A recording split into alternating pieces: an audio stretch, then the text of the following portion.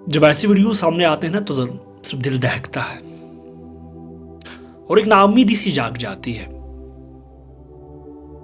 फिर हमेशा एक सवाल जहन में रहता है कि इस पढ़ाई का क्या फायदा है। जब इस तरह के दर दर की ठोकरें ही खानी है तो इतनी पढ़ाई इसकी जरूरत क्यों है। लेकिन ये वीडियोस इस समाज की डार्क रियलिटी को और एजुकेशन सिस्टम की डार्क रियलिटी को नुमाया करती है। ये नहीं है कि नौकरियां नहीं है, कितने बैकडोर एंट्रीज यहां हुई है।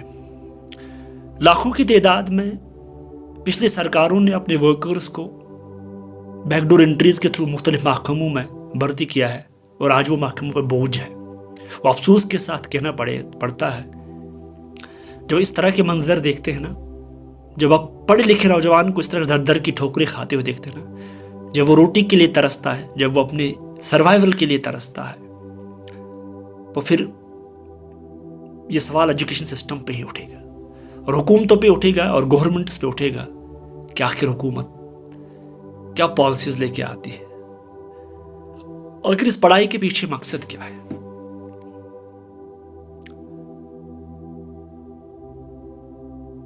अगर आप देखेंगे ना पिछले सरकारों ने क्या किया है यहाँ पे, आज भी अगर देखेंगे मुख्तलिफ महकमों में लाखों की तादाद में लोग जो नौकरियां कर रहे हैं, पहले उन्हें बैकडोर एंट्री के थ्रू एक ऐसा स्कीम किया जाता था अपने वर्कर्स को या जो भी उनके वोटर्स होते थे, जो अपने रिश्तेदार होते थे, उनको ऐसे ही किसी महकमे में 4th क्लास पे लगाया जाता था और इससे ये कहा जाता था कि आप जाओ। तो कश्मीर ने उसे कहा था कि चरुजी था फरोजियात, और एंड पे ये होता था फिर वो सरकार से मांग करते थे और पिछले कुछ सालों से डेली वेजर्स को परमानेंट किया गया है। हजारों लाखों ऐसे होंगे जो बिल्कुल अनपढ़ है, जिनने शायद 10वीं जमात भी पास नहीं किए थे। हाँ, वहां से सिंपैथी गेन करते हैं कि शायद उनका घर बस गया है, लेकिन यहाँ से हकीकत ये भी है कितने पढ़े लिखे नौजवानों के लिए रोजगार फिर बंद हो जाते, दरवाजे बंद हो जाते।